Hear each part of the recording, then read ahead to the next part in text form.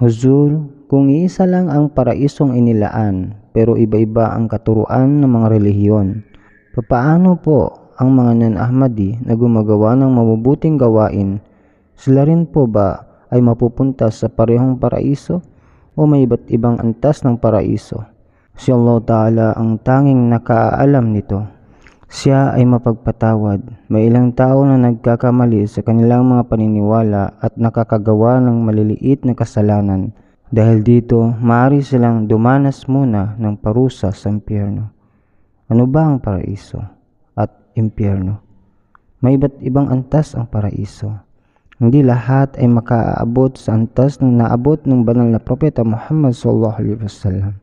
Ganoon din ang impyerno. May iba't ibang antas ng kaparusahan. Parang sa ospital, may ilan na iniuuwi agad matapos bigyan ng paracetamol para sa sakit ng ulo, habang ang iba ay kinakailangan manatili sa ospital ng 1 araw, 5 o mas matagal pa, at may ilan pang kailangang operahan, kaya mas matagal ang pananatili nila roon. Ganon din ang kalagayan sa impyerno. Ito ay tulad ng ospital. Kapag natapos na ng isang tao ang kanilang kaparusahan para sa mga kasalanan, ilalabas sila ni Allah Ta'ala mula roon. Ito ang dahilan kung bakit sinabi ni Allah Ta'ala na darating ang panahon na ang impyerno ay magiging walang laman. Wala ng tao sa loob nito. Dahil ang lahat ay nakatanggap na ng kaukulang kabayaran ayon sa kanilang mga gawa. Kapag dumating na ang araw ng paghukom, titipunin ni Allah Ta'ala ang lahat ng tao at husgahan ng bawat isa. Kanyang tatawagin ng mga taga-paraiso at ang mga taga-impyerno. At yaong mga taga-impyerno na natapos na ang kanilang parusa, utusan niya silang pumasok sa paraiso. At ang antas ng mga taga-paraiso ay patuloy na tataas.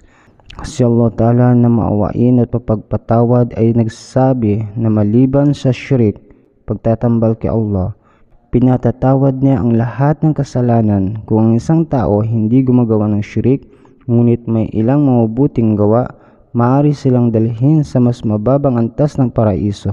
Ngunit kung sila ay gumagawa ng syirik, naging mapanlaban sa iba, naghasik ng galit at pagkamuhi, nanakit ng mga lingkod ni Allah Ta'ala, tulad ng mga sinasabi ng ilang ulama, kapag pinatay natin ang mga Ahmadi, tayo ay papasok sa paraiso.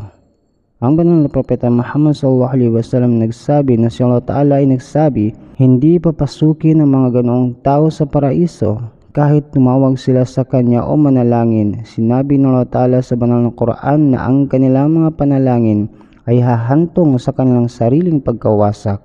Kaya nga mayroon iba't ibang antas roon. At isang napakalaking karangalan na kahit ang pinakamababang antas ng paraiso ay maaabot ng isang tao.